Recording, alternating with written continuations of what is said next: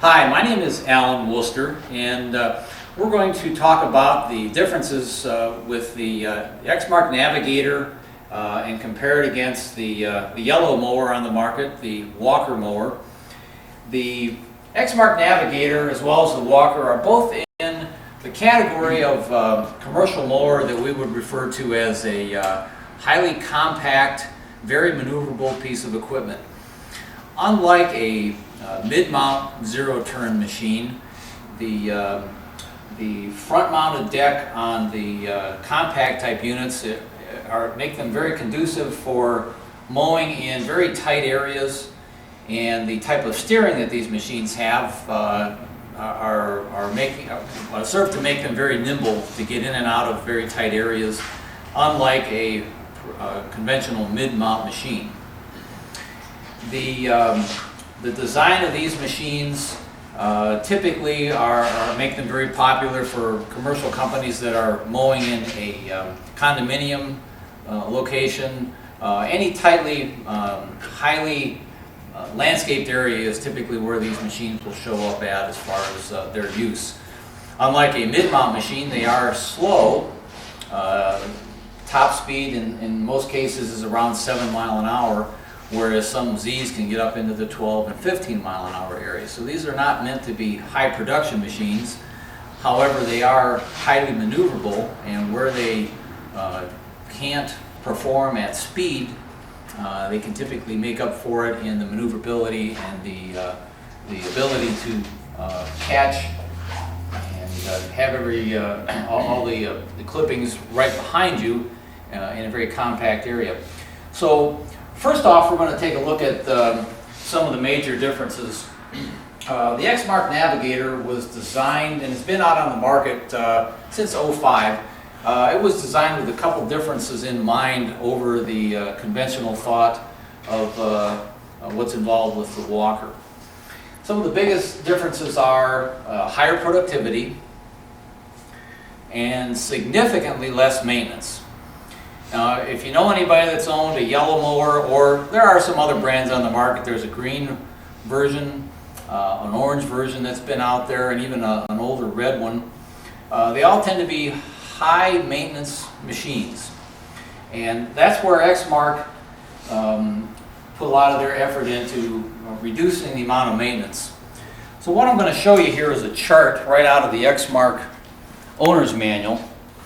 And what we're looking at here is the service chart that shows the 13 maintenance points that are involved with keeping this machine up on a weekly basis, or in some cases just a once-a-year basis.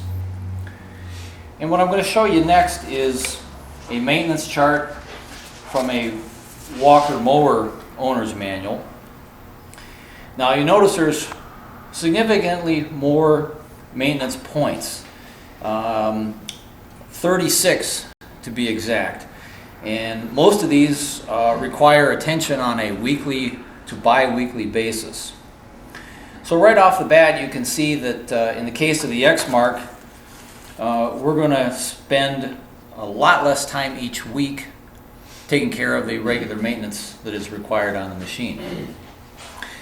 In addition to that, as we start to look at here, you'll see where many of the components are built significantly stronger, so you're not going to be replacing as many parts from year to year like you will on the other brands of machines.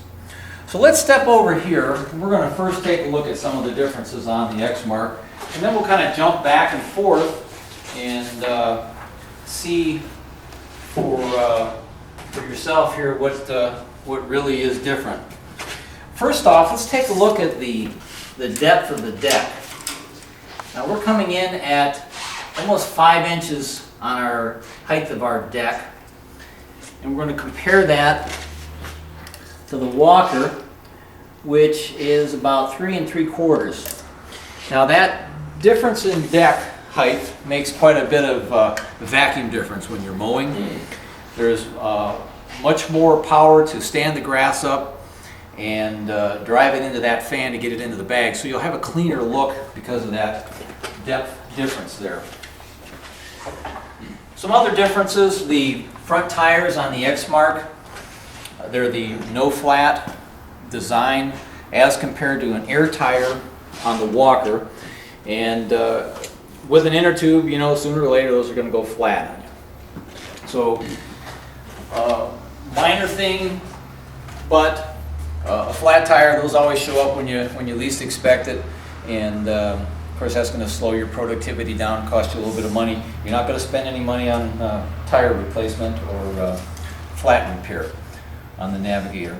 Some other differences, let's take a look at the size of the hanger frame on the Exmark. Significant difference as far as the width and the height, especially back into this area. So we've got a significantly stronger hanger frame on the Exmark, and of course the business end up here where it's taking all the pounding. The heavier you can have this design, the longer it's going to last, and the lower maintenance that you're going to have. Next area we'll take a look at is the hanger pins. The Exmark's using a 1-inch diameter hanger pin, and your height adjustment is of course controlled here. We are adjustable at 1/4-inch increments. We look at the walker height pin. It's a 1/2-inch diameter, and it's adjustable by 1/2-inch increments. So we've got finer adjustment capability on the Exmark. Another minor point, at least it'll sound minor right now until you break one off, but those pins are welded onto the deck. And if you run into something hard enough, eventually you're going to break one of those pins off. In the case of the Exmark, you know, that diameter, if you break that off, probably the rest of the machine looks pretty bad by then as well. But these are actually threaded into the deck on the front. So A, they're easily replaceable. In addition to that, you can use that to quickly level the deck as compared to, in the case of the walker, if you want to level that deck, you're basically going to add washers somewhere in this area here, like what you'll see on this machine, to get the levelness out of your deck as it wears in. We look at the gearboxes. Now they're kind of covered up here, they're hard to see, but the gearboxes are all cast iron that drive your blades, and they're manufactured by a company called Superior Gearbox.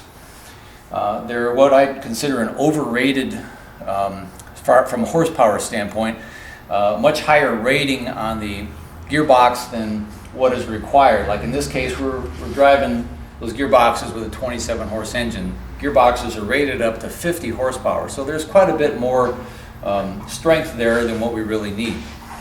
We'll take a look at the gearboxes on the walker. Again, they're covered up. Now the walker, in some cases, you could have gotten aluminum gearboxes on the deck, as well as cast iron. Now I believe they're using cast iron as standard equipment nowadays. However, their horsepower rating is not in the same range as ours. I believe they're coming in somewhere around the 30 to 35 horsepower rating. So much stronger gearboxes here. Another difference is our suspension springs.